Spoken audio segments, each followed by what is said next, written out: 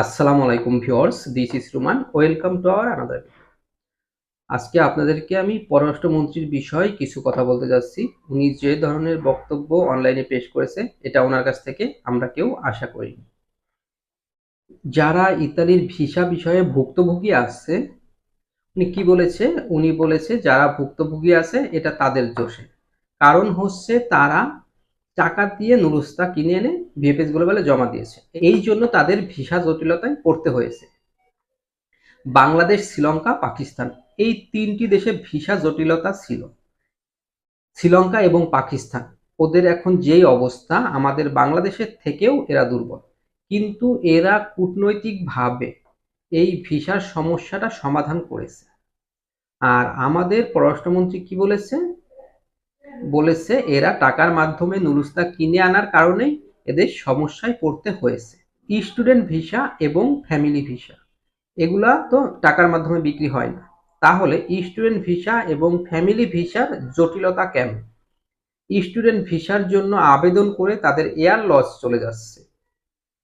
Student ভিসার জন্য আবেদন করে যদি 6 মাস 1 বছর ঘুরতে হয়, তাহলে তার 1 বছর লস হয়ে যাচ্ছে। ফ্যামিলি ভিসা 23-24 সালে জমা দিয়ে আছে, এখনো তারা ঘুরতেছে। এটার সমাধান করি। পররাষ্ট্রমন্ত্রী যে কথাগুলা বলেছে, এই কথাগুলা বলার আগে তার ভিসা সম্পর্কে কিছু জেনে নেওয়া উচিত ছিল। কিন্তু সে না জেনে হুটহাট তার মনে একটি কথা চলে এসেছে, সে বলে দিয়েছে। আসলে যোগ্য স্থানে অযোগ্য ব্যক্তিরা বসলে যা হয় আর কি, আমাদের বাংলাদেশের অবস্থা ঠিক তেমনি। গত সরকারের সময় চলেছে দুর্নীতি, আর এই সরকারের সময় যোগ্য স্থানে অযোগ্য ব্যক্তিকে বসাইছে, এটাই আমি বলবো। তা না হলে সে এমন কথা কখনো বলতে পারে না। তো আমার কথায় কারোর খারাপ লাগলে আমি আন্তরিকভাবে দুঃখিত। তারপরেও আমি বলবো, আমাদের পররাষ্ট্রমন্ত্রী যে কথাটা বলেছে এটা তার বলা উচিত হয়নি। তার উচিত বাংলাদেশের মানুষ যে ভুক্তভোগীগুলো আছে এদেরকে একটি সমাধানে এনে দেওয়া। লক্ষ লক্ষ টাকা দালালদের পকেটে, দালালরা না দিচ্ছে টাকা, না দিচ্ছে ভিসা। অনেকে লোন নিয়ে জমি বিক্রি করে টাকাগুলা দালালের হাতে তুলে দিয়েছে, শুধুমাত্র একটু ভালো জীবনযাপন করার জন্য।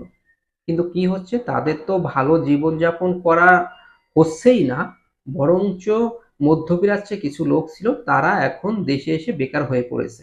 পররাষ্ট্রমন্ত্রীর উচিত ছিল কূটনৈতিক মাধ্যমে একটি সমাধানে যাওয়া, কিন্তু সে সেটা না গিয়ে সে উল্টাপাল্টা বেফাস কথাবার্তা অনলাইন প্ল্যাটফর্মে বলছে। এটার তীব্র নিন্দা জানাই এবং সবাইকে একসঙ্গে প্রতিবাদ করতে হবে। দ্বিতীয় যে বিষয়টা হচ্ছে, অনেকে বলছে ভাই নুরুস্তা উঠছে কিনা। নুরুস্তা উঠেছে, তবে বাংলাদেশ, পাকিস্তান, শ্রীলঙ্কার নুরুস্তা এখনো ওঠা শুরু হয়নি। অন্যান্য দেশের 2-1টি নুরুস্তা উঠেছে। বাংলাদেশ, পাকিস্তান, শ্রীলঙ্কার নুরুস্তা একটু যাচাই বাছাই বেশি করে তারপর দিবে। এই জন্য বাংলাদেশিদের একটু নুরুস্তা উঠতে টাইম লাগবে।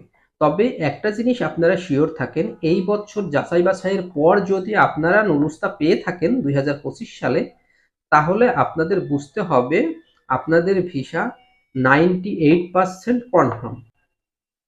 গত বছরগুলোতে যেভাবে নুরুস্তা দিয়েছে যাচাই বাছাই ছাড়া, আবেদন করেছে মালিকের স্পিড আইডিতে, ওনারা সামথিং কিছু যাচাই বাছাই করেই ওরা নুরুস্তা দিয়ে দিছে। শুধু ওরা কি যাচাই বাছাই করেছে, গত বছরগুলাই যাচাই বাছাই করেছে মালিক ব্ল্যাক লিস্টে আছে কিনা, মালিকের নামে কোনো মামলা আছে কিনা, এই সব টুকটাক যাচাই বাছাই করে নুরুস্তা উঠেছে। কিন্তু এই বছর সকল কিছু যাচাই বাছাই করে নুরুস্তা দিবে। এই জন্য এই বছর আপনারা যারা নুরুস্তা পাবেন, আপনাদের নুরুস্তা অরিজিনাল থাকলে আপনাদের 98% ভিসা হওয়ার সম্ভাবনা আছে।